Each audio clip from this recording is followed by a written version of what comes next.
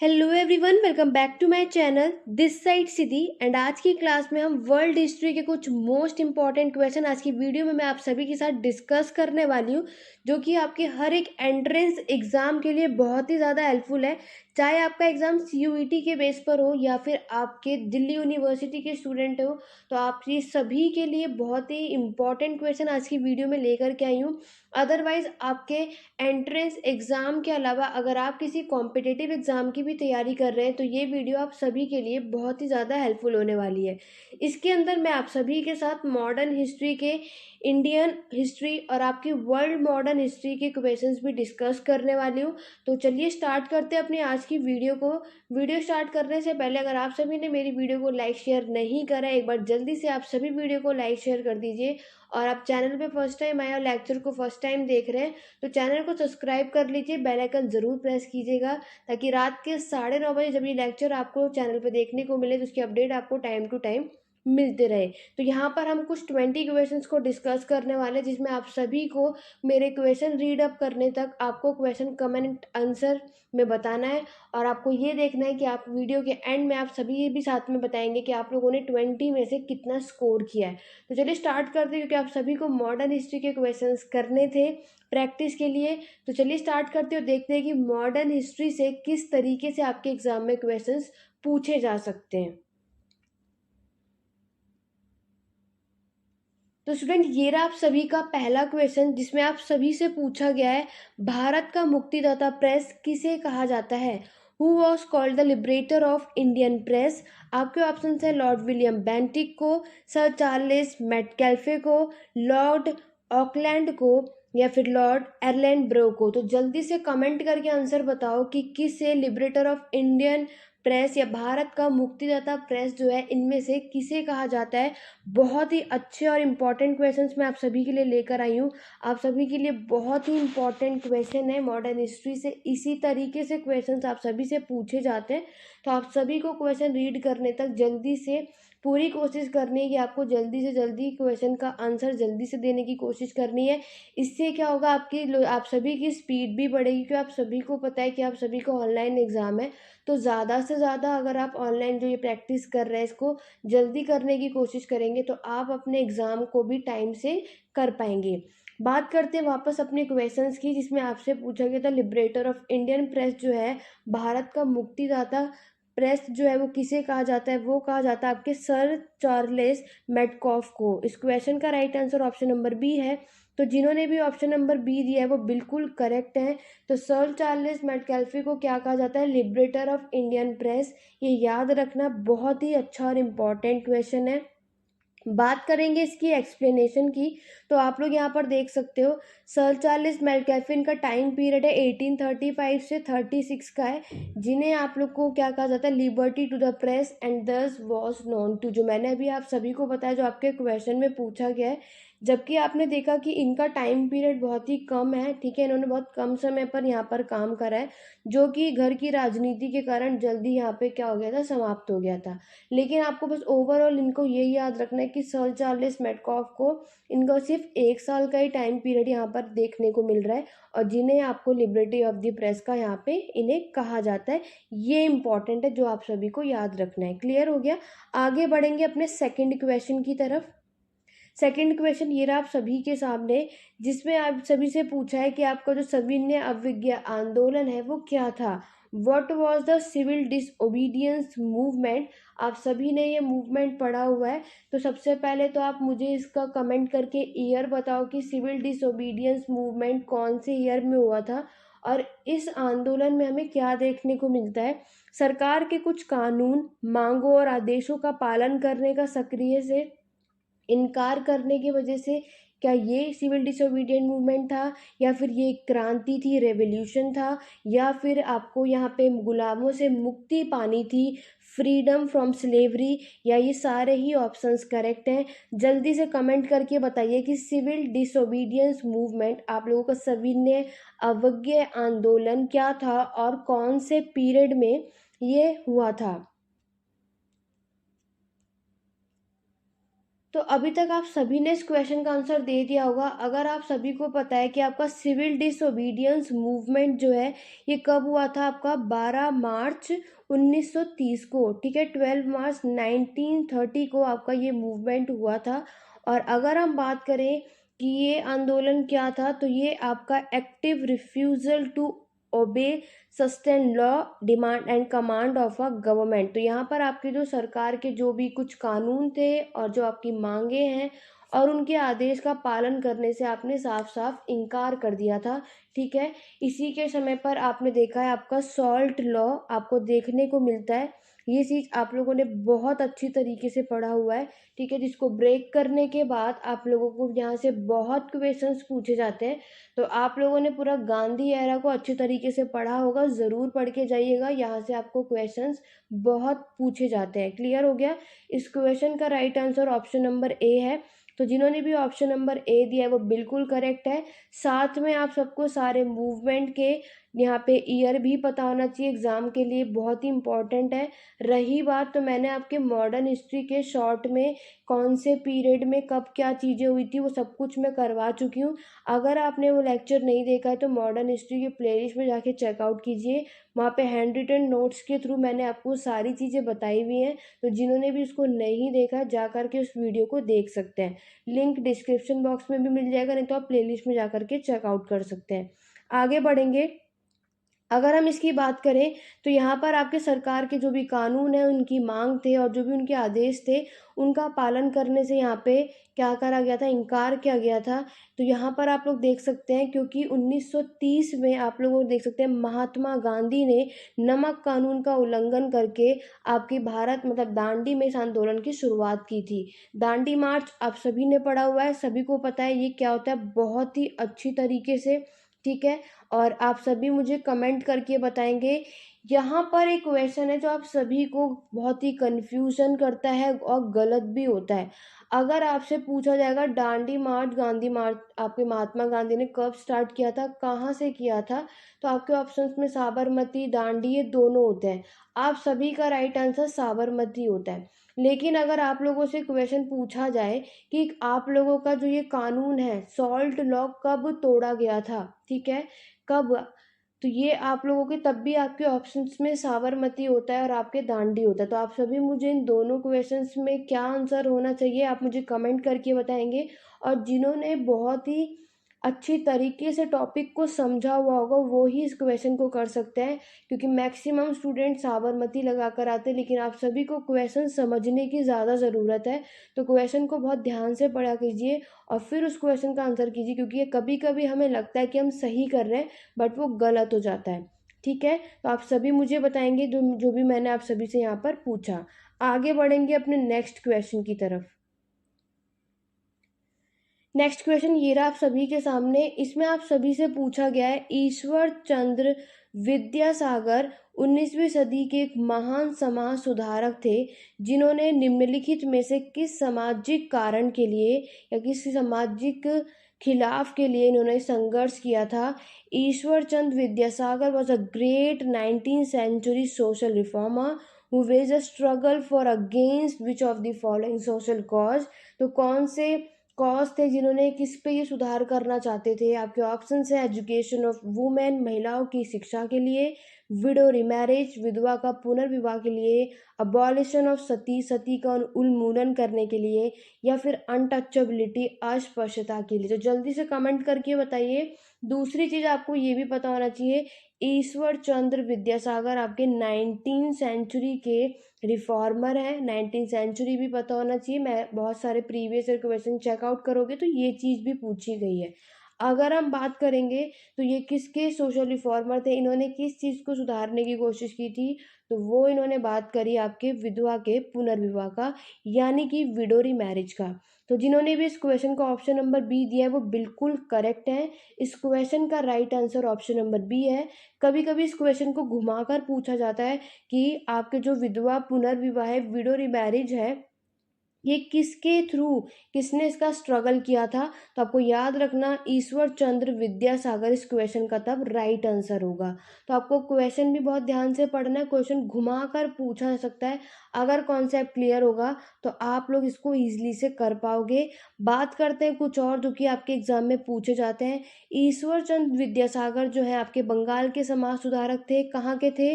बंगाल के थे। उन्हें बंगाल गद्य का पिता भी कहा जाता है। याद रखना फादर ऑफ बंगाली फ्रॉस जो है ये किसे कहा जाता है? ईश्वर चंद्र विद्यासागर को।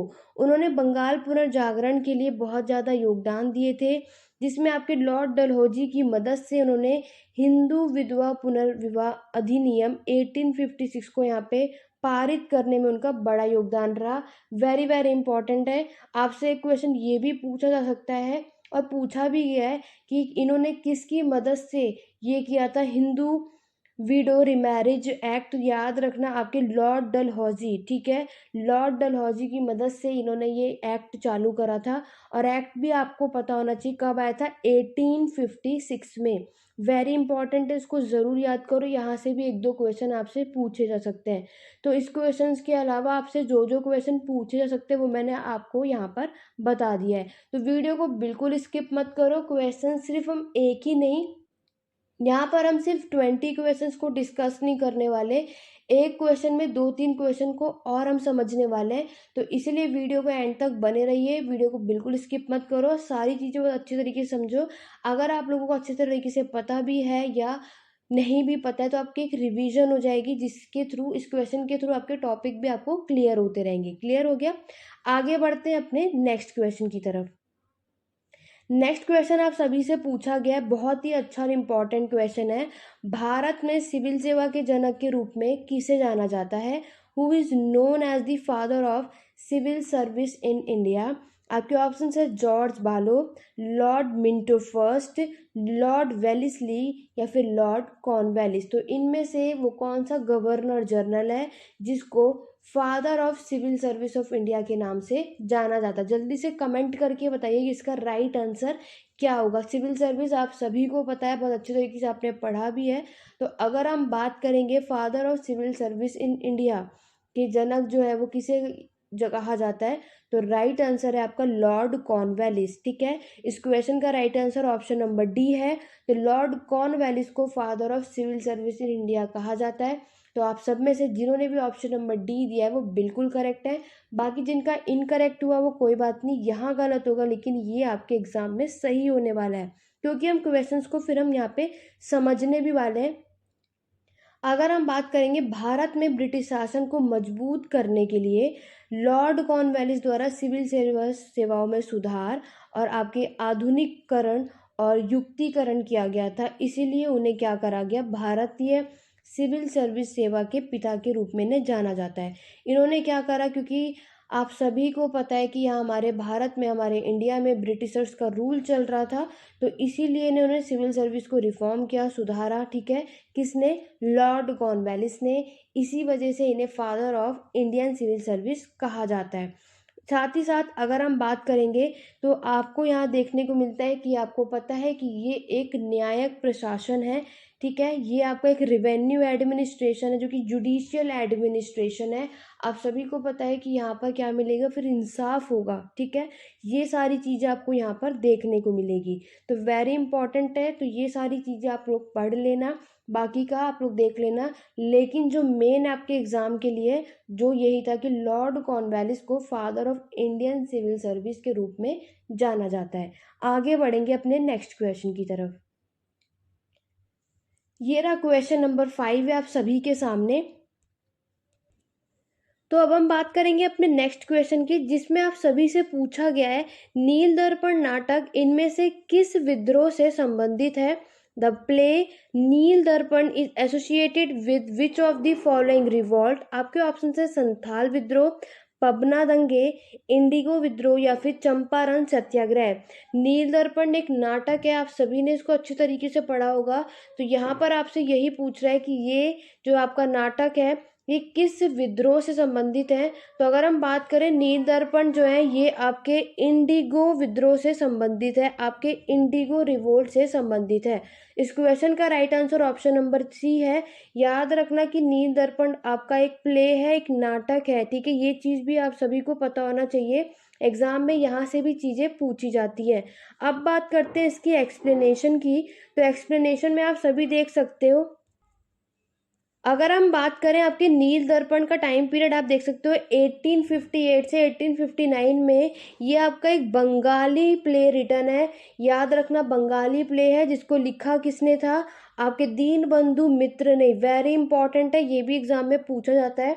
और ये भी याद रखना कि एक बंगाली प्ले है जिसको दीन बंधु मित्र ने लिखा था, ठीक है। कब लिखा था? 1858 से 1859 के टाइम पीरियड पे।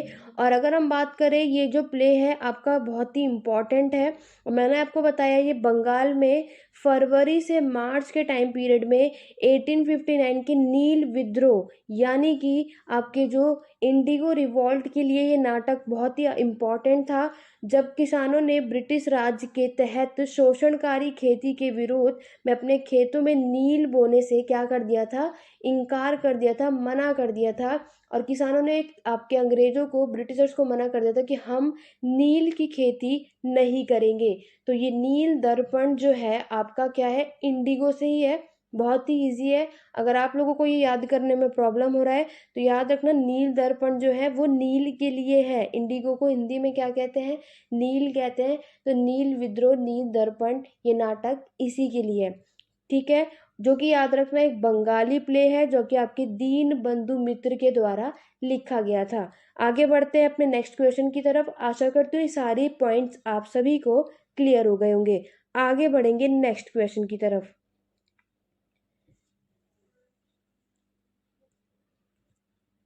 नेक्स्ट क्वेश्चन है आपका क्वेश्चन नंबर 6, जिसमें आप सभी से पूछा है इनमें से कौन भारत में प्रिंटिंग प्रेस की स्थापना करने वाला पहला व्यक्ति था? Who among the following were the first to establish printing press in India? आपके ऑप्शन हैं ब्रिटिश, पोर्चुगीज, डच या फिर फ्रांस। इनमें से वो कौन है जिसने पहली बार क्या स्टैब्लिश किया था? Printing press. तो अगर हम बात करें जो सबसे पहले जो भारत में प्रिंटिंग प्रेस की जो स्थापना की थी वो की थी आपके पोर्चुगीज ने, ठीक है। इस क्वेश्चन का right answer option number B है। तो जिन्होंने भी ऑप्शन नंबर बी दिया है वो बिल्कुल करेक्ट है। अब बात करते हैं इसकी एक्सप्लेनेशन की। तो आप लोग यहाँ पर देख सकते हो कि आपका जो पहला प्रिंटिंग प्रेस है ये स्टैब्लिश हुआ था कहाँ पर? गोवा में। ये चीज़ भी पूछी जा सकती है, जो कि जेसुइट सेंट पॉल कॉलेज में 1556 में पुर्तगाली द्वारा इसको क्या किया गया था? इसको स्टैब्लिश किया गया था। तो आपको ये जगह भी पता होना चाहिए कि कहाँ पर आपके गोवा में, और कॉलेज का नाम भी पता होना चाहिए। जेसुइट सेंट पॉल कॉलेज था जहाँ पर प्रिंटिंग प्रेस की स्टैब्लिश हुई थी 1556 में पोर्चुगीज के थ्रू। आगे बढ़ेंगे नेक्स्ट क्वेश्चन की तरफ। क्वेश्चन नंबर 7 है आप सभी के सामने, जिसमें आप सभी से पूछा जा रहा है इनमें से किस चार्टर अधिनियम ने चीन के साथ व्यापार करने के लिए ईस्ट इंडिया कंपनी ने एक अधिकारी को समाप्त कर दिया था? Which of the following charter act abolish the monopoly of the East India company to trade with China? आपके ऑप्शन है चार्टर एक्ट 1793 या 1813, 1833 या फिर चार्टर एक्ट ऑफ 1853। तो आपको बताना है इसमें से वो कौन सा एक्ट है, कौन सा वो अधिनियम है जिसके थ्रू आपके चाइना के साथ जो व्यापार करने के लिए ईस्ट इंडिया कंपनी को एकाधिकार को इन्होंने समाप्त कर दिया था। तो वो चार्टर एक्ट था आपका चार्टर एक्ट ऑफ 1833, ठीक है। तो 1833 का चार्टर अधिनियम था जिसके थ्रू चाइना के साथ जो ईस्ट इंडिया कंपनी ट्रेड करी थी एज अ मोनोपोली, उसको क्या कर दिया गया था? अबॉलिश कर दिया गया था, समाप्त कर दिया गया था। तो इस क्वेश्चन का right answer option number C है। तो जिन्होंने भी ऑप्शन नंबर सी दिया वो बिल्कुल करेक्ट है। बात करेंगे इसकी एक्सप्लेनेशन की। तो 1813 में याद रखो आपके ऑप्शन में 1813 भी है। तो उस चार्टर एक्ट के अधिनियम में भारत में कंपनी के शासन को जारी रखा था, ठीक है। तो यहाँ पर आपकी जो कंपनी है ईस्ट इंडिया कंपनी, वो भारत के साथ ट्रेड कर ही रही थी, लेकिन चाय व्यापार और चीन के साथ व्यापार को छोड़कर कंपनी का वाणिज्यिक एकाधिकार समाप्त हो गया था। वेरी इंपॉर्टेंट है। अगर आपके एग्ज़ाम में ये क्वेश्चन पूछा जाए कि चार्टर एक्ट ऑफ 1813 के थ्रू क्या हुआ था, तो यहाँ पर आपकी जो कंपनी है, ईस्ट इंडिया कंपनी, ये इसको एंड कर दिया गया था कमर्शियल, वो भी एज अ मोनोपोली। यहाँ पर सिर्फ किसको छोड़ के कि वो टी ट्रेड कर सकते हैं आपके किसके साथ, चाइना के साथ। बाकी कमर्शियल जो मोनोपोली है उसको ख़त्म कर दिया गया था चार्टर एक्ट ऑफ 1813 के थ्रू। वहीं अगर हम बात करेंगे 1833 के चार्टर अधिनियम में चाइना के साथ चाय व्यापार की कंपनी को एक अधिकार को भी समाप्त कर दिया, जो कि 1813 के टाइम पर नहीं हुआ था। और अब ये ईस्ट इंडिया कंपनी का मतलब केवल राजनीतिक कार्य करना ही रह गया था। तो अब ये एज अ पॉलिटिकल फंक्शन ही काम कर रहा था। हमारे 1813 में सिर्फ आपके क्या है, कंपनी ने कमर्शियल मोनोपोली खत्म हुई थी, लेकिन अभी भी वो टी ट्रेड जो है चाइना के साथ कर रहा था। लेकिन आपका जो 1833 का जो चार्टर एक्ट आता है, इसमें आपका फाइनली पूरा का पूरा जो ये बाकी का ट्रेड था वो भी क्या हो जाता है, ख़त्म कर दिया जाता है। ठीक है, तो ये दोनों एक्ट आपको याद रखने हैं और कन्फ्यूजन नहीं होनी, क्योंकि बहुत सारे जो है स्टूडेंट इन्हीं दोनों ऑप्शंस में कंफ्यूज होते हैं और यहीं पे गलतियां हो जाती हैं। तो आप ये दोनों की दोनों आप लोग इसको अच्छे से पढ़ लेना और समझ लेना, आशा करती हूँ। अब आप लोग इसको अपने एग्जाम में अगर ये क्वेश्चन आपको देखने को मिलेगा तो आप लोग इसको गलत करके नहीं आने वाले हैं। आगे बढ़ेंगे नेक्स्ट क्वेश्चन की तरफ, क्वेश्चन नंबर 8 की तरफ, जिसमें आप सभी से पूछा गया है। यहाँ आपसे पूछा जा रहा है, बर्मा में हुए हिंसा से सायासान का विद्रोह हुआ था, जो इनमें से किसका परिणाम था? Violence in Burma leads to the rebellion of Saya San, was a result of which of the following? आपके ऑप्शन है government of Indian act 1919, Simon commission, या गवर्नमेंट ऑफ इंडियन एक्ट 1909, या government of Indian act 1935। Question आप सभी को समझ में आ गया। जो बुर्मा में जो हिंसा हुआ था, सायासेन का यहाँ विद्रोह हुआ था, तो उसका क्या परिणाम रहा था, इसके वजह से क्या चीज़ हमें देखने को मिलती है, तो वो हमें देखने को मिला था आपका साइमन कमीशन। इस क्वेश्चन का right answer option number B है। तो जिन्होंने भी ऑप्शन नंबर बी दिया है वो बिल्कुल करेक्ट है। बात करते हैं इसकी एक्सप्लेनेशन की, तो यहाँ पर आप सभी इसको देख सकते हो कि सायासेन जो है, क्योंकि सायासेन विद्रोह का ये नेता था, तो ये जो विद्रोह है ये आपके इसी लीडर के नाम पर ही पड़ा हुआ है।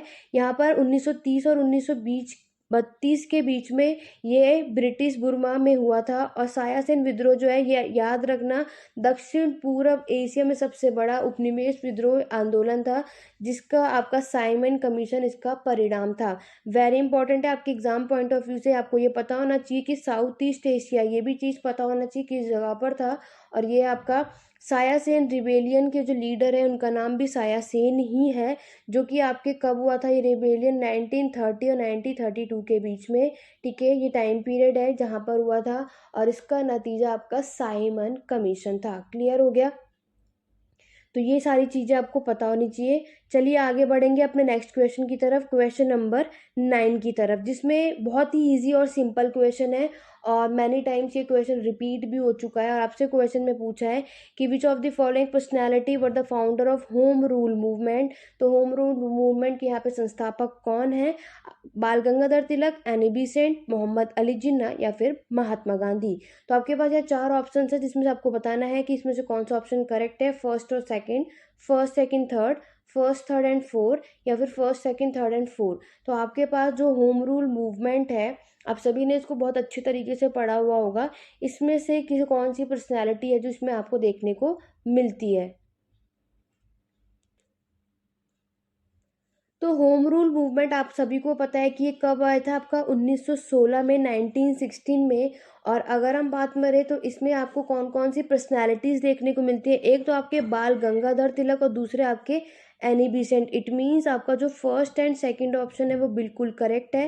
तो इस क्वेश्चन का right answer option number A है। होम रूल मूवमेंट की जो पर्सनैलिटी है वो आपके बाल गंगाधर तिलक और एनी बेसेंट है। तो जिन्होंने भी ऑप्शन नंबर ए दिया है वो बिल्कुल करेक्ट है, क्योंकि आप सभी जानते हो कि होम रूल मूवमेंट, जो आप लोगों का होम रूल आंदोलन है, ये एनी बीसेंट और बाल गंगाधर तिलक के नेतृत्व में इसको शुरू किया गया था, इसको स्टार्ट किया गया था।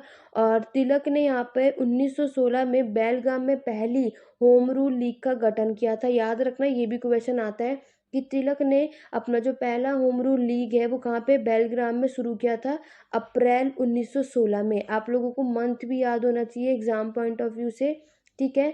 बाल गंगाधर तिलक ने इसको कहाँ शुरू किया था, बेलग्राम में। और अगर हम वहीं बात करें, एनी बेसेंट ने आपका दूसरा होम रूल मूवमेंट किया था, ठीक है, दूसरा होम रूल लीग किया था, वो भी अयागर मद्रास में 1916 में। वेरी इंपॉर्टेंट है, प्लेस भी आपके एग्जाम में पूछा जाता है। वहीं अगर हम बात करेंगे कि वहीं आपके 1917 में हमें देखने को मिलेगा कि एनी बेसेंट को यहाँ पे क्या करा जाता है, अरेस्ट कर लिया जाता है। और 1917 में कांग्रेस के कोलकाता अधिवेशन की पहली ये क्या थी, अध्यक्ष बनी थी। अगर आपके एग्जाम में क्वेश्चन आ जाए first women president of Kolkata session of INC 1917, तो राइट आंसर आपका क्या होगा, एनी बेसेंट। वेरी इंपॉर्टेंट है, एक ही क्वेश्चन में 2-3 क्वेश्चन मैंने आपको एक्स्ट्रा बता दिए, इनमें से कुछ भी पूछा जा सकता है। तो आप लोगों को ये सारी चीज़ें पता होनी चाहिए और सारी चीज़ें आपको केयरफुली रीड करना है और समझना है। अगर आपको इस सेशन कंप्लीट होने के बाद भी कोई डाउट हो तो आप कमेंट बॉक्स में कमेंट करके पूछ सकते हैं। आगे बढ़ेंगे नेक्स्ट क्वेश्चन की तरफ, क्वेश्चन नंबर 9 की तरफ। यहाँ पे आप सभी से पूछा है, इनमें से किसने बरेली में 1857 के विद्रोह का नेतृत्व किया था। Who among the following leader led the revolt of 1857 in Bareilly. मैं आप सभी को बता दूं कि रिवोल्ट ऑफ 1857 का टॉपिक तो आप लोग सभी करके जाओ, क्योंकि यहाँ से क्वेश्चन आपको देखने को 100% मिलेगा ही मिलेगा। तो रिवोल्ट ऑफ 1857 आप बहुत अच्छी तरीके से पढ़ के जाइए। अगर आप लोग चाहते हो कि इस टॉपिक पे मैं एक वीडियो लेकर के आऊँ तो ज़्यादा से ज़्यादा कमेंट करके ज़रूर बताइएगा, तो ही मैं इस पे वीडियो आप सभी के लिए लेकर आऊँगी। तो आपको ऑप्शंस दे रखे, लियाकत अली, मौलवी अहमदुल्ला, ब्रजीस कादिर या खान बहादुर खान। क्लियर हो गया। रिवोल्ट ऑफ 1857 आपको बहुत अच्छे तरीके से करना है और यहाँ पर आपको लीडर पूछा है बरेली का। ऐसे ही आप सभी को यहाँ पर लखनऊ का भी बताना है, ठीक है। आप लोगों को हर एक जगह का पता भी होना चाहिए। बात करें गए अब के बरेली का, जो यहाँ पे क्वेश्चन पूछा है, तो 1857 के विद्रोह का जो बरेली में जो नेतृत्व कर रहे थे वो थे आपके खान बहादुर खान। इस क्वेश्चन का right answer option number D है। तो जिन्होंने भी ऑप्शन नंबर डी दिया है वो बिल्कुल सही है। अगर आप लोग चाहते हो रिवोल्ट ऑफ 1857 में कंप्लीट वीडियो में लेकर के आऊँ, आप इसको पढ़ना चाहते हो, तो ज़्यादा से ज़्यादा वीडियो को लाइक शेयर करो और कमेंट करके, जितनी ज़्यादा कमेंट होंगे तो ये वीडियो आपके एग्जाम से आने से पहले हम मैं इस टॉपिक को क्लियर कर दूंगी। अदरवाइज आप लोगों ने पढ़ रखा है तो इसको और अच्छी तरीके से ज़रूर पढ़िएगा, क्योंकि यहाँ से क्वेश्चन आपको 100% देखने को मिलता ही है। वहीं अगर हम बात करेंगे, खान बहादुर खान जो हैं आपके रोहिला, ये ग्रैंडसन थे आपके हफीज़ा रहमत खान के। इन्होंने अपनी खुद की गवर्नमेंट आपकी कहाँ, बरेली में इन्होंने रिवोल्ट किया था, किसके अगेंस्ट, आपके ब्रिटिशर्स के अगेंस्ट। ये सब आपको पता है। खान बहादुर खान की इनकी डेथ हो गई थी और इनको फांसी पे चढ़ा दिया गया था। कब चढ़ाया गया था, 24 फरवरी 1860 को, ठीक है। ये चीज़ भी आपको पता होनी चाहिए। क्लियर हो गया। आगे बढ़ेंगे नेक्स्ट क्वेश्चन की तरफ, क्वेश्चन नंबर 10 की तरफ। तो यहाँ पर आप क्वेश्चन नंबर 10 देख सकते हो, जिसमें आप सभी से पूछा गया है कि which among the following initiative were taken by Arya Samaj. Arya समाज के द्वारा इनमें से कौन सी पहल की गई थी। आपके पास यहाँ 4 स्टेटमेंट है और आपको बताना है इसमें से कौन सा सही है। पहला जो आर्य समाज ने क्या ये कहा था कि इसने विधवा पुनर्विवाह का समर्थन किया था, या फिर इसने महिलाओं को समान दर्जा देने की मांग की थी, या फिर इसने अस्पृश्यता के खिलाफ काम किया था, या फिर इसने बच्चों के जल्दी विवाह की निंदा की थी। तो इसमें से वो कौन सा ऑप्शन करेक्ट है आर्य समाज से रिलेटेड, वो आप सभी को बताना है। तो जब तक आप सभी इस क्वेश्चन का आंसर बता रहे हैं, तो मैं जितने भी स्टूडेंट टेलीग्राम ने अभी तक आप सभी ने ज्वाइन नहीं किया है, जो फर्स्ट टाइम हमारे चैनल पे आए हैं, तो आप सब टेलीग्राम चैनल को ज्वाइन कर सकते हैं। लिंक डिस्क्रिप्शन बॉक्स में मिल जाएगा। 2 टेलीग्राम चैनल है।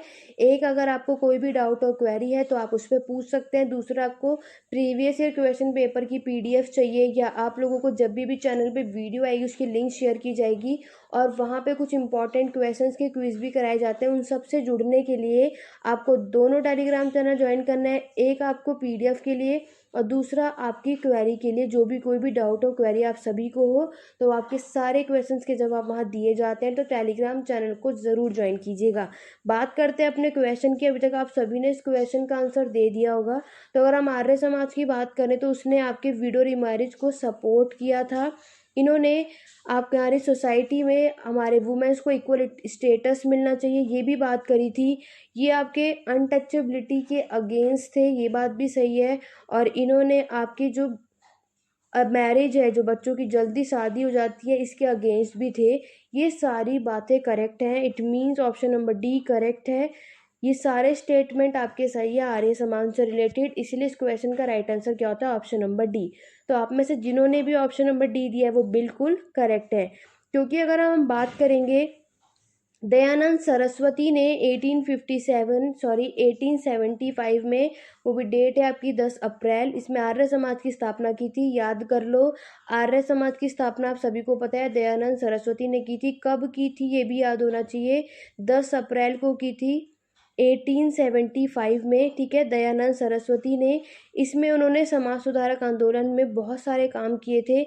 इसमें उन्होंने विधवा पुनर्विवाह का समर्थन भी किया था। इन्होंने महिलाओं को समान दर्जा देने की भी मांग की थी। अनटचेबिलिटी के खिलाफ इन्होंने काम भी किया था और बच्चों की जल्दी विवाह की इन्होंने निंदा भी की थी। ये सारी बातें, इसलिए स्टेटमेंट आपकी करेक्ट है। इसके अलावा आर्य समाज की स्थापना किसने की थी, ये चीज़ भी पूछी जाती है। अगर मैं आप सभी को बता दूं तो सोशल रिफॉर्मर, ये बहुत ही इंपॉर्टेंट टॉपिक है। आप लोगों को अगर मॉडर्न हिस्ट्री करके जा रहे हो तो ये टॉपिक को आपको बिल्कुल स्किप नहीं करना है। यहाँ से भी क्वेश्चन आपको देखने को मिलेगा। अगर आप इस पे भी पढ़ना चाहते हो डिटेल में तो ज़्यादातर कमेंट करके ज़रूर बताइएगा, तो हम उस पर भी काम करना आगे स्टार्ट करेंगे, ठीक है। चलिए आगे बढ़ते हैं अपने नेक्स्ट क्वेश्चन की तरफ। अभी तक 10 क्वेश्चन हो चुके हैं, 10 क्वेश्चन हो सकते हैं। आप सभी मुझे कमेंट करके बताइए कि अभी तक आप सभी ने 10 में से कितना स्कोर किया है। जल्दी से जल्दी आप सभी मुझे कमेंट करके बताइए। चलिए आगे बढ़ेंगे क्वेश्चन नंबर 11 की तरफ। इसमें पूछा गया है, इनमें से किस वर्ष में सुरेंद्र नाथ बनर्जी को भारतीय सिविल सेवा से हटा दिया गया था? In which of the following year Surendra Nath Banerjee was eliminated from Indian civil service? आपके ऑप्शंस हैं 1874 एडी में, 1877 में, 1855 में या 1892 में। तो जल्दी से कमेंट करके बताइए कि सुरेंद्र नाथ बनर्जी को इंडियन सिविल सर्विस से कब हटाया गया था? ये चीज़ आपसे यहाँ पर पूछी जा रही है। तो अगर हम लोग बात करेंगे सुरेंद्र नाथ बनर्जी को आपके भारतीय सिविल सेवा से कब हटाया गया था, तो वो हटाया गया था उन्हें 1892 एडी में। इस क्वेश्चन का राइट आंसर क्या है? Option number D. Surendra Nath Banerjee को आपके इंडियन सिविल सर्विस से 1892 में एलिमिनेट यानी कि उन्हें हटा दिया गया था। तो इस क्वेश्चन का राइट आंसर क्या होगा? Option number D. अगर हम इसकी एक्सप्लेनेशन की बात करेंगे तो 1892 में सुरेंद्र नाथ बनर्जी को भारतीय सिविल सेवा से हटा दिया गया था। और 1848 में, याद रखना, 1848 में कलकत्ता में पैदा हुए सुरेंद्र नाथ बनर्जी को आधुनिक भारत के संस्थापकों में से एक थे। और इन्हें ब्रिटिश राष्ट्रमंडल के भीतर क्या मिली थी? स्वतंत्रता के प्रस्तावक थे ये, ठीक है। तो ब्रिटिश के कॉमनवेल्थ की क्या थे? ऑटोनॉमी आपको यहाँ देखने को मिलेगी। तो ये आपको याद रखना है कि सुरेंद्र नाथ बनर्जी का जन्म आपके कलकत्ता में हुआ था, वो भी 1848 में, और इनको 1892 में ही इंडियन सिविल सर्विस से हटा दिया गया था।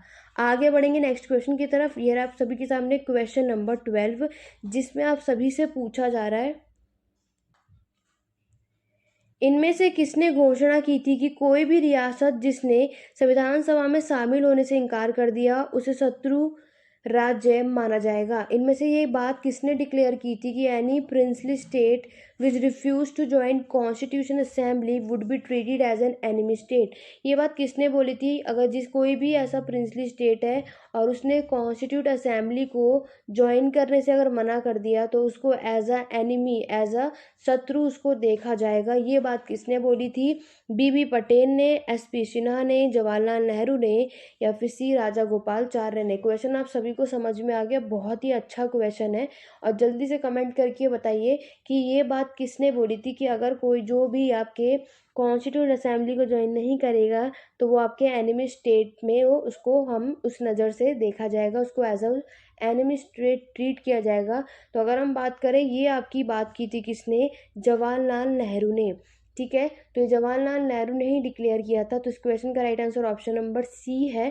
तो आप में से जिन्होंने भी ऑप्शन नंबर सी दिया है वो बिल्कुल करेक्ट है। बात करते हैं इसकी एक्सप्लेनेशन की, तो आप लोग देख सकते हो 1946 में नेहरू ने महसूस किया कि स्वतंत्र भारत की सेना के खिलाफ कोई भी रियासत सेना के रूप से आंदोलन नहीं करने वाली है। इसीलिए उन्होंने मई 1947 में ये घोषणा की थी कि कोई भी ईयर आपको याद होनी चाहिए, मई 1947 में जवाहरलाल नेहरू ने ये डिक्लेयर किया था, ये घोषणा की थी कि कोई भी रियासत जो भी संविधान सभा में शामिल होने से इनकार करता है तो उसे एक दुश्मन राज्य के रूप में माना जाएगा। क्लियर हो गया? बहुत ही अच्छा और इम्पॉर्टेंट चीज़ है ये आपके, या आगे यूजीसी नेट अगर आप लोग करेंगे या फिर यूपी टीजीटी पीजीटी के एग्ज़ाम की भी प्रिपरेशन अगर आप कर रहे हैं तो ये क्वेश्चन वहाँ के लिए भी बहुत ही अच्छा और इम्पॉर्टेंट है। आगे बढ़ेंगे नेक्स्ट क्वेश्चन की तरफ। क्वेश्चन नंबर 13 आप सभी के सामने ये रहा, जिसमें आप सभी से पूछा जा रहा है, क्रिप्स के प्रस्ताव को क्रेशनिंग बैंक में पोस्ट डेट चेक किसने कहा था? Who term Cripps proposal as a post dated cheque in a cashing bank? आपके ऑप्शंस हैं वल्लभ भाई पटेल ने, महात्मा गांधी ने, बी आर अम्बेडकर ने, या फिर एनी बेसेंट ने। इसमें से किसने क्रिप्स के प्रस्ताव को कैशिंग कैश में पोस्ट डेट चेक कहा था? तो वो कहा था आपके महात्मा गांधी ने। तो इस क्वेश्चन का right answer option number B है। तो महात्मा गांधी ने आपके जो टर्म है क्रिप्स प्रपोजल को as a post dated cheque in a cashing bank के रूप में इन्होंने ये बात कही थी। अब बात करते हैं इसकी एक्सप्लेनेशन की। तो यहाँ पर भी आप सेम चीज़ देख सकते हैं कि महात्मा गांधी थे जिन्होंने क्रिप्स के प्रस्ताव को अपर्याप्त माना था और उन्हें उत्तर दिनांकित चेक के रूप में माना गया था। क्लियर हो गया? आगे बढ़ेंगे नेक्स्ट क्वेश्चन, क्वेश्चन नंबर 14 की तरफ।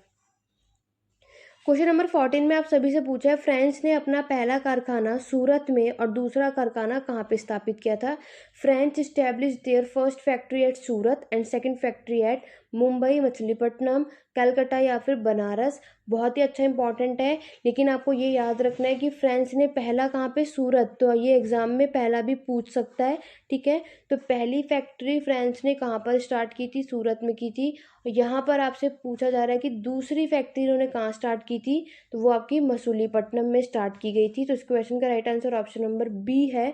आप सभी को पता है। तो आपको फर्स्ट और सेकंड फैक्ट्री इन्होंने ओपन कहाँ की थी? दोनों चीज़ें आपको एग्जाम पॉइंट ऑफ व्यू से पता होना चाहिए। बात करेंगे इसकी एक्सप्लेनेशन की, तो आप सभी यहाँ पर देख सकते हो कि फ्रेंच ईस्ट इंडिया कंपनी ने इसकी स्थापना 1664 में हुई थी। आप ऑलरेडी पढ़ चुके हैं। 1667 में फ्रैंकलुस कैरन की कमान के तहत एक अभियान भेजा गया था, जो कि सूरत पहुंचने पर 1668 में भारत में पहली फ्रांस से फैक्ट्री के साथ आया था। फिर 69 में देखो, पहली फैक्ट्री इन्होंने 1668 में खोली थी, फिर दूसरी आपकी 1669 में खोली थी। कहाँ पर? सॉरी, दूसरी आपकी 1667 में और तीसरी आपकी 1669 में। एक बात याद रखना, दोबारा से हम इसको करते हैं कि फ्रांस ईस्ट इंडिया की स्थापना आपकी 1664 में हुई थी, ठीक है। वहीं अगर हम बात करेंगे 1667 में आपके जो फ्रैंकोस कैरन की कमान थी, ये कमांडर थे, इन्होंने के तहत आपके ये अभियान भेजा गया था, जो सूरत पहुंचने पर 1668 में भारत में पहली फैक्ट्री फ्रांस के साथ ये आया था और 69 में इसने मकरा नामक एक फारसी का ये हिस्सा बने, ठीक है। वहीं अगर हम बात करेंगे 1667 में ही आपके मछलीपट्टनम में एक और कारखाना स्थापित किया गया जिसे हम मसूलीपट्टनम के रूप में जानते हैं। तो 1664 में ये आए और 1667 में इन्होंने अपनी सेकंड फैक्ट्री भी ओपन कर ली थी, ठीक है। आगे बढ़ेंगे नेक्स्ट क्वेश्चन की तरफ। नेक्स्ट क्वेश्चन आप सभी से पूछा जा रहा है कि स्वामी दयानंद सरस्वती जो हैं उनका मूल नाम क्या था? उनका ओरिजिनल नेम क्या है स्वामी दयानंद सरस्वती का? आपके ऑप्शन से गौरी शंकर, दयाशंकर, मूल शंकर या अभिशंकर। बहुत ही अच्छा और इम्पॉर्टेंट क्वेश्चन है। एक बार अगर आप सभी को ये लेक्चर पसंद आ रहा है तो एक बार आप सभी वीडियो को लाइक और शेयर कर दीजिए। 1 सेकेंड लगेगा वीडियो को लाइक और शेयर करने में, सपोर्ट करने में। मैं आप सभी के लिए इतनी मेहनत करती हूँ, तो आप सभी को मुझे, अगर आपको मेरे ये लेक्चर्स पसंद आते हैं, अगर ये हेल्पफुल है, तो आप सभी वीडियो पे एक बार जल्दी से लाइक शेयर कर दीजिए, जहाँ जहाँ भी आप सोशल मीडिया पे इसको शेयर कर सकें। और हमारे साथ जुड़ जाइए आगे, ऐसे बहुत ही इंपॉर्टेंट क्वेश्चंस के साथ में आपके आगे लेक्चर्स आपको देखने को मिलने वाले हैं। और अगर आप स्पेसिफिक वीडियो चाहते हैं तो आप मुझे कमेंट करके ज़रूर बताइएगा, हम आगे उस पर भी जल्दी लेक्चर लेकर के आने की कोशिश करेंगे। बात करते हैं अपने क्वेश्चन की, तो यहाँ पर आप सभी देख सकते हैं तो स्वामी दयानंद सरस्वती का जो ओरिजिनल नेम था, जो उनका मूल नाम था, वो था आपका मूल शंकर। इस क्वेश्चन का right answer option number C है, ठीक है। तो जो आप में से जिन्होंने भी ऑप्शन नंबर सी दिया है वो बिल्कुल करेक्ट है। यहाँ पर आप सभी देख सकते हो दयानंद सरस्वती जो है ये आपके हिंदू धार्मिक विद्वान, सुधारक और आर्य समाज और आपके हिंदू सुधार आंदोलन के संस्थापक हैं। ये याद रखना, आर्य समाज और हिंदू रिफॉर्म मूवमेंट के संस्थापक कौन होते हैं? दयानंद सरस्वती। और अगर हम बात करें स्वराज्य का आह्वान करने वाले पहली व्यक्ति थे और इन्हें भारतीय के लिए भारत 1876 के बाद लोकमान्य तिलक ने इसे उठाया था। ठीक है, ये भी आपके एग्जाम में पूछा जाता है क्योंकि उनका जन्म मूल नक्षत्र के तहत हुआ था, इसलिए उन्हें मूल शंकर के नाम से जाना जाता है। क्लियर हो गया? तो ये कुछ इंपॉर्टेंट चीज़ें जो आप सभी को पता होना चाहिए। आगे बढ़ेंगे अपने नेक्स्ट क्वेश्चन नंबर 16 की तरफ। नेक्स्ट क्वेश्चन में ब्रिटिश ईस्ट इंडिया कंपनी के गवर्नर जनरल कौन थे जब सेरिंगपट्टनम की संधि हुई थी आपकी 1792 पर हस्ताक्षर किए गए थे?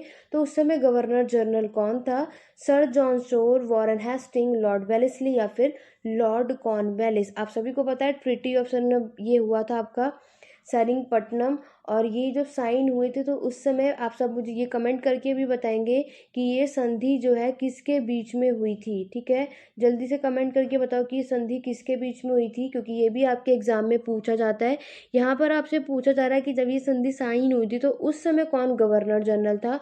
उस समय आपके लॉर्ड कॉर्नवालिस गवर्नर जनरल थे। इस क्वेश्चन का राइट आंसर क्या होगा? Option number D. बात करेंगे इसकी एक्सप्लेनेशन की, तो अभी तक आप सभी ने इसका जवाब भी दे दिया होगा। तो आप सभी को पता है कि थर्ड एंग्लो मैसूर वॉर जो हुआ था इसमें 1792 में आपकी ट्रीटी साइन हुई थी, जो कि लॉर्ड कॉर्नवालिस और टीपू सुल्तान के बीच में ये संधि साइन हुई थी। और अगर हम बात करेंगे संधि के द्वारा टीपू सुल्तान अपने आंध्र प्रदेश को सौंपने और ब्रिटिश ईस्ट इंडिया कंपनी को सोने, चांदी और सिक्के में 3 करोड़ 30 लाख रुपए की युद्ध क्षतिपूर्ति देने के पर सहमत हो गया था। ठीक है, तो ये इस ट्रीटी में क्या हुआ था ये चीज़ भी आपको पता होना चाहिए, बहुत ही इंपॉर्टेंट है। बाकी ये आप लोग देख सकते हो, ये ट्रीटी 1792 में लॉर्ड कॉर्नवालिस और टीपू सुल्तान के बीच में हुई थी। आगे बढ़ेंगे नेक्स्ट क्वेश्चन की तरफ, क्वेश्चन नंबर 17 की तरफ, जिसमें आप सभी से पूछा जा रहा है इनमें से किसे महात्मा गांधी ने अपना राजनीतिक गुरु माना था? Who among the following was regarded by Mahatma Gandhi as a political guru? तो महात्मा गांधी ने किसे अपना एज अ पॉलिटिकल गुरु के रूप में माना था? गोपाल कृष्ण गोखले, फेनस्ट्राम मेहता, बाल गंगाधर तिलक या दादा भाई नौरोजी? बहुत ही अच्छा क्वेश्चन है और बहुत सारे स्टूडेंट्स के बारे में जानते भी होंगे। तो आप सभी को पता है महात्मा गांधी जिन्हें एज अ पॉलिटिकल गुरु मानते थे वो थे आपके गोपाल कृष्ण गोखले। इस क्वेश्चन का right answer option number A है। तो गोपाल कृष्ण गोखले को महात्मा गांधी राजनीतिक गुरु के रूप में मानते थे। क्लियर हो गया? आगे बढ़ेंगे क्वेश्चन नंबर 18 की तरफ। क्वेश्चन नंबर 18 ये रहा आप सभी के सामने, जिसमें आपसे पूछा जा रहा है who had founded the independent league? तो इंडिपेंडेंट लीग की स्थापना किसने की थी? रस बिहारी बोस ने, गोपाल कृष्ण गोखले ने, महात्मा गांधी ने या फिर मोतीलाल नेहरू ने? अगर हम बात करेंगे आपकी इंडिपेंडेंट लीग जो है इसकी स्थापना की थी आपकी मोतीलाल नेहरू ने। तो इस क्वेश्चन का राइट आंसर क्या होगा? Option number D. तो आप में से जिसने भी ऑप्शन नंबर डी दिया है वो बिल्कुल करेक्ट है। बाकी हमारी प्रैक्टिस आपके एग्जाम आने तक चलती रहेगी। बहुत सारे स्टूडेंट की ये क्वेरी है कि आप लोगों के एग्जाम कब होंगे? तो आप सभी के एग्जाम अगस्त में ही होंगे। ठीक है, तो अभी आप लोगों के पास टाइम है, तो हम लोग प्रैक्टिस भी करते रहेंगे। और आपको अगर किसी टॉपिक पे पढ़ना है, ठीक है, या किसी स्पेसिफिक टॉपिक पे क्वेश्चंस चाहते हैं तो आप लोग मुझे कमेंट करके बताइए, वो हम सब बीच में करते रहेंगे ताकि आप सबके अच्छे से प्रैक्टिस होते रहे। ठीक है, आगे बढ़ेंगे नेक्स्ट क्वेश्चन की तरफ, क्वेश्चन नंबर 19 की तरफ, जिसमें आप सभी से पूछा गया है इनमें से किस आंदोलन में महात्मा गांधी ने पहली बार भूख हड़ताल के हथियार के रूप में इस्तेमाल किया था? In which of the following movement did Mahatma Gandhi make the first use as a hunger strike as a weapon? आपके ऑप्शन है अहमदाबाद का हड़ताल जो 1918 में हुआ था, रोलेक्स सत्याग्रह जो 1919 में हुआ था, बरौली सत्याग्रह जो 1928 में हुआ था, या इनमें से कोई भी नहीं? इसमें से वो कौन सा मूवमेंट है जिसके थ्रू यहाँ पर इन्होंने हंगर स्ट्राइक यहाँ पर किया था, उसको एज अ वेपन यूज़ किया था? तो अगर हम बात करेंगे तो वो मूवमेंट था आपका अहमदाबाद स्ट्राइक 1918। तो इस क्वेश्चन का right answer option number A है। 1918 में हुआ था। इससे पहले आप सभी को पता है 1917 में चंपारण सत्याग्रह हुआ था, जिसमें आपके जो नील उगाने की बात है वो सारी चीज़ें हुई थी, ठीक है। तो चंपारण सत्याग्रह के बेस पे 1917 में, और आप सभी को पता है 1915 में महात्मा गांधी कहाँ आए थे, भारत आए थे, इंडिया में। ये सारी चीज़ें आप सभी को पता है। बात करेंगे कि आपके अहमदाबाद मिल स्ट्राइक, आप सभी ने इसको अच्छे से पढ़ा हुआ है। अगर हम बात करेंगे अहमदाबाद मिल स्ट्राइक 1918 में हुआ था, जो कि आपके दक्षिण अफ्रीका से लौटने के बाद, ठीक है, अभी मैंने आपको बताया ना, साउथ अफ्रीका से इंडिया आपके महात्मा गांधी 1915 में आए थे, जिसके नेतृत्व में ये आंदोलन हुआ था। उसके बाद यहाँ पर क्या हुआ, ये जितने भी आपके अहमदाबाद मिल स्ट्राइक जो वर्कर हैं, इन्होंने क्या किया था, भूख हड़ताल की थी, ठीक है। तो ये 1918 में हुआ था। तो इसी मूवमेंट के थ्रू इन्होंने हंगर स्ट्राइक को एज अ वेपन यूज किया था। आगे बढ़ेंगे नेक्स्ट क्वेश्चन, क्वेश्चन नंबर 20 की तरफ। अभी तक हमने 19 क्वेश्चन कर लिया है। क्वेश्चन नंबर 20 है, आचार्य विनोबा भावे ने 1940 में व्यक्तिगत सत्याग्रह कहाँ से शुरू किया था? From where did Acharya Vinoba Bhave start the individual सत्याग्रह? जो उन्होंने 1940 में इंडिविजुअल सत्याग्रह शुरू किया था, वो कहाँ से किया था? ये चीज़ यहाँ पे पूछी जा रही है। गुजरात में नाडियाल से, महाराष्ट्र के पौनेर से, तमिलनाडु में की जगह अयागढ़ से, या फिर आंध्र प्रदेश के आपके गुंटूर में। तो स्टूडेंट ये क्वेश्चन नंबर 20 आप सभी के लिए क्वेश्चन है, ठीक है। आप सभी मुझे इस क्वेश्चन का आंसर कमेंट करके बताने वाले हैं। 19 क्वेश्चन का आंसर मैंने आप सभी को बता दिया, और अब आप सब मुझे कमेंट करके बताएंगे कि आप सभी का स्कोर 20 आउट ऑफ कितना है। और एक क्वेश्चन आप सभी का ये मेरी तरफ से आपके लिए होमवर्क है। एक क्वेश्चन और एक्स्ट्रा आप सभी के लिए मैंने यहाँ पे रखा हुआ है। एक एक्स्ट्रा क्वेश्चन है जिसमें आपको बताना है, ये बुक है अनटू दिस लास्ट, तो which influence Gandhi ji was authorize. तो ये बुक जो है किसके द्वारा लिखी गई थी? बोरिस लेसिन, जॉन रस्किन, पुश्किन या रस्किन बॉन्ड। तो इस क्वेश्चन का आंसर भी आप सभी मुझे कमेंट करके बताएंगे। तो यहाँ पर टोटल आपके पास हो गए 21 क्वेश्चन। तो आप सभी मुझे कमेंट करके बताओगे कि 21 क्वेश्चन में आप सभी का स्कोर कैसा रहा, और बाकी के 2 क्वेश्चन जो मैंने आपके लिए होमवर्क में रखे हैं, इसका आंसर आप सभी मुझे कमेंट करके बताएंगे। आशा करती हूँ आप सभी का स्कोर बहुत अच्छा रहा होगा, अच्छी खासी आपकी प्रैक्टिस रही होगी। इसी तरीके की प्रैक्टिस अगर आप लोग चैनल पर चाहते हैं तो वीडियो को ज़्यादा से ज़्यादा लाइक शेयर करो, ज़्यादा व्यूज़ आएंगे, आप लोगों का रिस्पॉन्स अच्छा आएगा, तो ऐसे ही आपको ज़्यादातर प्रैक्टिस सेशन चैनल पर देखने को मिलेगा। आगे मैं और भी मॉडर्न हिस्ट्री के, इस वीडियो में मैंने आप सभी को इंडियन मॉडर्न हिस्ट्री के इम्पॉर्टेंट क्वेश्चन करा दिए हैं, ठीक है, इंडियन मॉडर्न हिस्ट्री की। अब मैं जो नेक्स्ट वीडियो लाऊंगी जो उसकी पार्ट 2 होगी, उसमें मैं आप सभी को वर्ल्ड मॉडर्न हिस्ट्री के इम्पॉर्टेंट क्वेश्चन कराने वाली हूँ। तो उसके लिए चैनल पे बने रहिए, इसका पार्ट 2 अब ये आएगा। इससे रिलेटेड भी बहुत क्वेश्चन आते हैं, तो उन सब क्वेश्चन के करने के लिए चैनल पे जुड़े रहिए। चैनल को सब्सक्राइब कर लो अगर अभी तक नहीं किया है, लाइक शेयर करना बिल्कुल मत भूलना। आज का लेक्चर कैसा लगा, क्वेश्चन कैसे रहे, और आप किस एग्जाम की प्रिपरेशन के लिए वीडियो देख रहे हो, कमेंट करके ज़रूर बताइएगा। इंस्टाग्राम हैंडल है हिस्ट्री एडू पॉइंट, आप लोग मुझे वहाँ पे फॉलो कर सकते हैं। बाकी टेलीग्राम चैनल का लिंक है नीचे डिस्क्रिप्शन बॉक्स में, लिंक है, जाके ज्वाइन कर लीजिए। आपको कोई भी डाउट, कोई भी क्वेरी आप मुझसे वहाँ पूछ सकते हैं। बाकी रात के 9:30 बजे आपको एक टाइम फिक्स कर लो, हमारे चैनल पे वीडियो देखने को आपको मिलेगी। इसी टाइम पर लिंक आपको टेलीग्राम चैनल पे भी शेयर किया जाता है। तो चलिए स्टूडेंट, आशा करती हूँ आपको ये वीडियो पसंद आई होगी। तो चलिए आज की वीडियो में बस इतना ही, मिलते हैं अपने नेक्स्ट वीडियो में। Thank you for watching.